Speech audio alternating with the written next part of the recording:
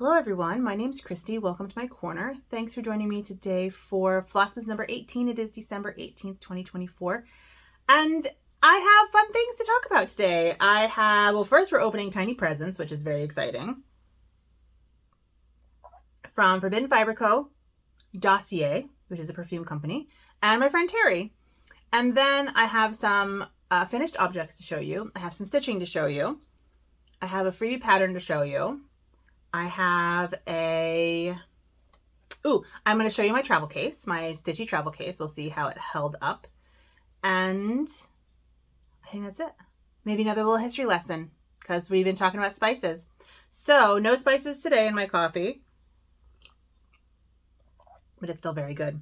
So let's just hop right in. Oh, welcome to my new subscribers. Thank you so much for joining me, and welcome back everyone who's been hanging out with me. I love our community. It's excellent. It just makes me happy. So thank you all for coming back, and thank you to my patrons for supporting me. I really appreciate it. Also, before we get into things today, if you want to win my Snowflake Serenity pattern that was featured in the Just Cross Stitch Christmas 2024 special edition magazine, check out yesterday's video, the 17th, and I have a giveaway in that video.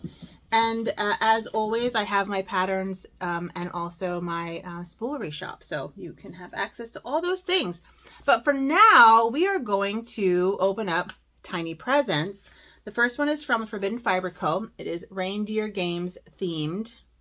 Yes, Reindeer Games. I sometimes say reindeer themed games. Reindeer Games themed. And it is an even day, so we get a floss and a part of the pattern. Okay, let's see where we are. Let's see what it looks like. It is another brown. This has been a very brown. I mean, neutrals are good. Neutrals are good, but this has definitely been a very brown,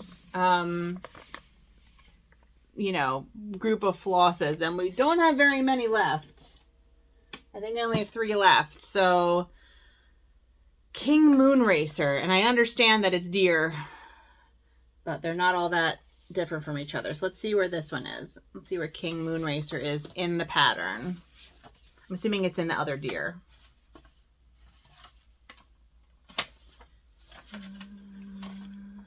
Yes, so it's the other deer. So we now have 2 full deer, it looks like. So 2 full deer, so that's exciting. And this is the color. It's a richer color than it's showing for you. And here it is on the fabric. This is what we got today. So, they're definitely different. They're definitely different browns. And if you are looking for like different skin tones, this is a good starter pack, I think. Obviously, we could use some darker colors, which I don't know that we're going to get. The goal of this was not to have different skin tones, but I'm just saying it's a very sort of beigey, very neutral palette, which is interesting. Now, the fabric is not neutral. The fabric is very bright. So that could also come into play with like what colors she's putting on this fabric. So I have to keep that in mind too. All right, we'll put them in my project bag.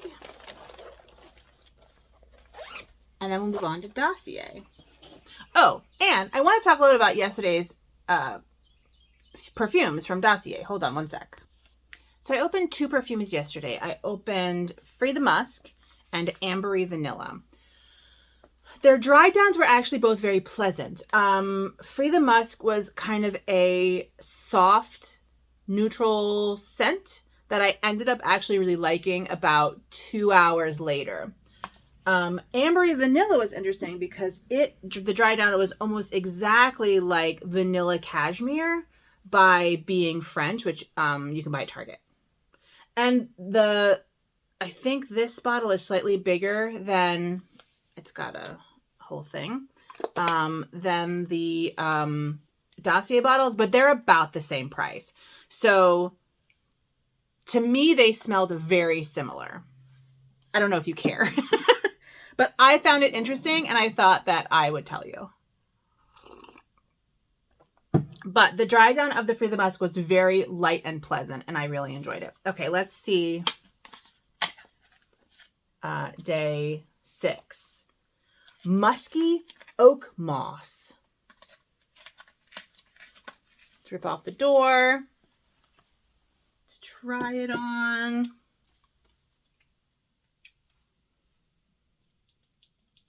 Oops. I got it on my hands.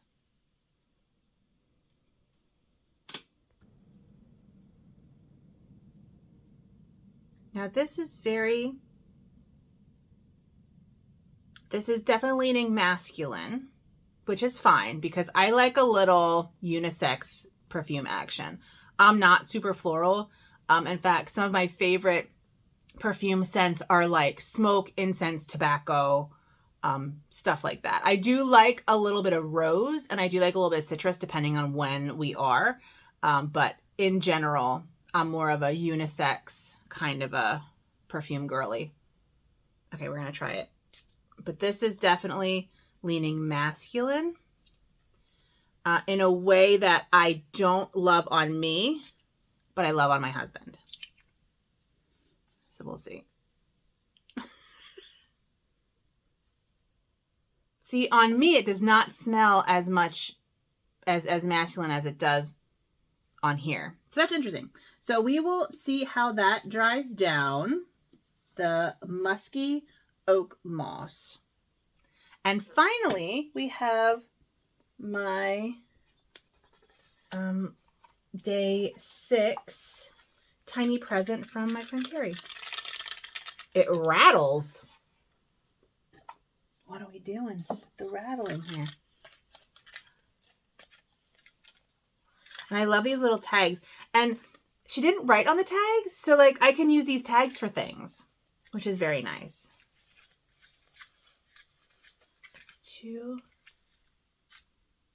It's a tiny little frog. That is so cute. And then a little box of something. Like a tiny, tiny box of something. Where does one even find boxes this small?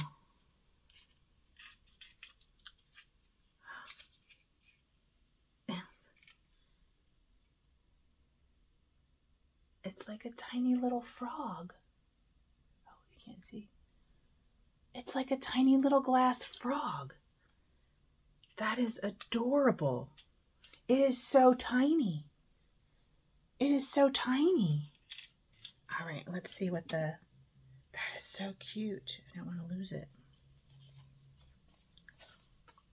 Hopefully the frogs will play with each other and leave your stitching alone. Terri, you are so clever. You're so clever. These are so cute. I need to figure out something to do with these. I want to put both the frogs in the box together. I almost want, I don't know. I'll have to think about it. That'll be fun. That'll be fun to think about like what I can do with a tiny, because it's not a bead. It's a tiny glass figurine.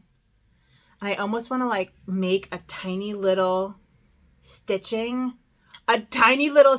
diorama is absolutely happening over Christmas break with a tiny little frog in it.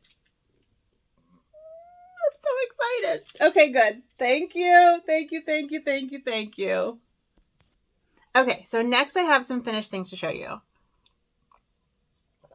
I've been sewing Christmas presents, but I only recently set up my sewing station. And in fact, I hadn't been doing very much sewing on it. I did a couple things. And what I realized when I was doing kind of, not mass producing, because I'm not sewing tons of stuff, but I've sewn like 6 gifts in the past week or 2. And I kept losing my Wonder Clips, and in fact, I can't find a whole container of Wonder Clips, but that's a whole other issue of mine. And I kept misplacing my like stabby tool and my seam ripper, and so I made myself a little pouch.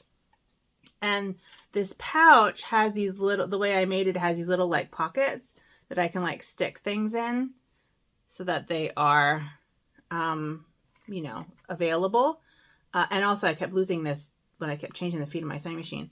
And I put my Wonder Clips in the bottom, and I put my tape measure in the bottom. And so they are right there. I have my scissors in here. yeah, so they're all right here now. And I just put this right by my desk, and it's just a little fabric box. I put little buttons on it that I got in Louisville at an antique store. But I thought that was super cute. I just whipped this up yesterday after Flossmas. So I made that yesterday. And then I also made another hot pad, and I made this hot pad using traditional quilting methods. So I made a quilt top, and then I quilted it onto the batting, and I think it looks much neater. It took way less time. My lines are straighter. So I think that quilt as you go may not be for me at the moment until I kind of figure out how to do it better. So this is for a friend of mine who I do not believe watches my channel. But she often, she does a lot of baking. So I thought this would be good for her for that. And there is a little bit of a mess up. I clipped this corner too close. I needed to clip that little string, but that's the only real mess up. The back is a little bit wonky, but overall, I'm pleased with it. And I did not use a walking foot. So my third one, I had to make one more. And I'm going to do it old-fashioned, but quilt using a walking foot and see if that makes any difference. Those are my makes. Let's talk stitching. I did do some stitching. Excuse me. I did some stitching on Stitchy Knot. Oop, that's the pattern. That's the pattern. Stitchy Knot Tees Elemental Dragons for my Ink Circles Round Robin. Not a lot, but I think I put like a strand in. But a strand is better than no strand, which is what I was doing before. So just to show you where we are. And that is where we are. I am the third quadrant over here. And I worked a bit more on this wing. So I probably did like 3 rows of this wing. It's coming along. It's starting. So, yeah, I'm happy with that. Screenshot this. And again, it's not going quickly, but it's going. I'm making progress. So that's really, really good. I have to say, I'm kind of really liking this. It's light. It's not quite what I was expecting, but it's pretty good. This ambery, musky oak moss from Dossier. All right. So today, my plan is I have to make a gift for a friend. And then I have to work on my cosmic egg, which is in this bag. I don't know why I'm showing you the bag. You can't see it. And my goal for today is to finish those green clouds. That's my goal for today. Finish the green clouds, which involves light green in one little cloud and then going through all the rest of them with a dark green and just blending it. That's my goal for today. If I can complete that, I will feel like I have done something because I've been working on those green clouds for a long time. For no reason. I don't know why it's taking me. I don't know why, like, I put off working on this until like the very end of the day. So, but I am taking this with me on my trip to see my family for the holidays, which brings me to my travel case. Now I have a video of my travel cases that I made, but I opened this up the other day and it made me so happy. It's Golden Girls themed. I just happened to have a Golden Girls pin that I put there. This is a needle book. This is a little needle book. And, oh, it has needles in it. Past Christie's so good. It has a little pocket that I think I'm going to put some, I think I'm going to put like a strip of Velcro like right here just to keep things in better. That'll be easy. It has a little pocket. It has a little place for scissors. It has a needle minder here, and the this is also magnetized, so that just goes right in. I have my pin cushion here because sometimes I just like stabbing a pin with some counting pins, and I'll put Terry's counting pin in this that she gave me. I have a pen, a seam ripper, a little ort catcher here where I put my orts, and these are my magnifying glasses that fit perfectly right in there. So I just need to put a pair of scissors in here, maybe put a couple more needles. I don't know, but this is so ready to travel. Isn't it adorable? I love it so much. And it is just a nice hard case that I can just pop in to my suitcase or my backpack or whatever. But yeah, so I'm struggling.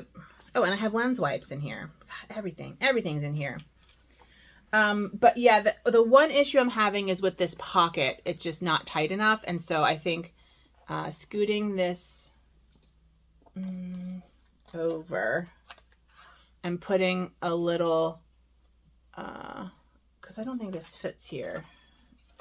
Ooh, I might fit it there, but that's not super good. Anyway, yeah, so I'll just scoot this over, put a little Velcro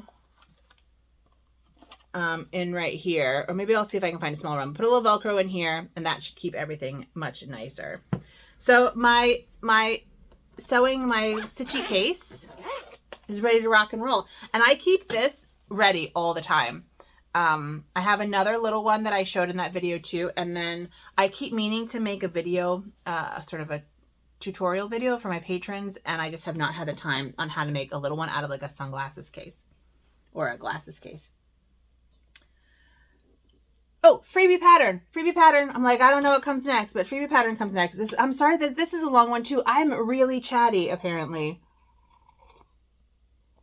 Really chatty. Our freebie pattern for today is from Lord Libidin. That's how I pronounce it. I hope it's correct. And it is Christmas Pokemon ornaments. So if you're a fan of Pokemon, you can find these at his website, which I will link down below. But you have Pikachu, Bulbasaur, Squirtle, and Charizard? Charmander. I don't know. I played Pokemon Go for a hot minute when it first came out, but I just don't know Pokemon very well. But there you go. So that is your fun freebie Christmas pattern for the day. So let's just chat a little bit. More history stuff. So I talked yesterday about spices, and I asked you what your favorite spice was, and a couple of you responded, and a lot of you like cardamom, which is awesome, but a lot of you responded with like spices that I would connect with holidays. So things like cinnamon and nutmeg and stuff like that, which I find interesting. But Sheila, Mrs. Stitches, mentioned pepper, and like black pepper, and that her husband makes black pepper cookies. I'm assuming she means black pepper. I did not ask whether she meant like chili pepper. I'm assuming she meant black pepper. And I mentioned that the Romans love black pepper, the ancient Romans. Yeah, so the ancient Romans put black pepper in everything. I would say probably 75% of the recipes in like the one Roman cookbook that we have, which is called it's by a guy named Apicius. I'll post a link down below to the cookbook, but basically they put pepper in their wine, they put pepper in their meals, they put pepper in their sweets, like they put pepper in everything. And it got so bad that one author named Pliny the Elder, he wrote a natural history. Penguin editions, you can buy it. He wrote a whole like screed against pepper because Romans were spending so much money on importing pepper, because pepper in the Roman world only grew on the Malabar coast of India, on the western coast of southern India. And so like the Romans were really just shifting money out of the empire to buy pepper, and they used pepper in enormous quantities. Pliny the Elder, by the way, died in 79 CE in the eruption of Mount Vesuvius. He was a Roman official, and he was checking out like what was going on over in Pompeii, and he died in a boat in the Bay of Naples. And it's interesting because one of the only real descriptions of the eruption of Pompeii by an eyewitness comes from his like great nephew, I think he is, Pliny the Younger, who wrote a letter to, I think it was his friend Tacitus, who's also a famous author, and describing like what happened and what it felt like. Pliny the Younger was standing on like the other side of the Bay of Naples. So anywho, so pepper, that was a lot of information. So pepper has been a super popular spice for thousands of years in European cuisine. I don't know anything about the history of other cuisines. I only know the history of European cuisine. So when I talk about like history of food and stuff, it's always European because that is what I am trained in. I'm a European historian. So I'm sure there are, wonderful resources on the history of cuisine in other parts of the world that tell a very different story than Europe. But ancient Romans loved pepper. There you go. That's it from me. I have things to do. I have books to read and things to make and all sorts of stuff. So I will let you go. I want to thank you so much for joining me. And again, sorry for the long video again. But if you want to win my Snowflake Serenity pattern, check out yesterday's video, the 17th. And I will see you here tomorrow for more tiny presents and more chatting and more stitching. Please take good care of yourselves and have a good one. Happy Flossmas. Bye.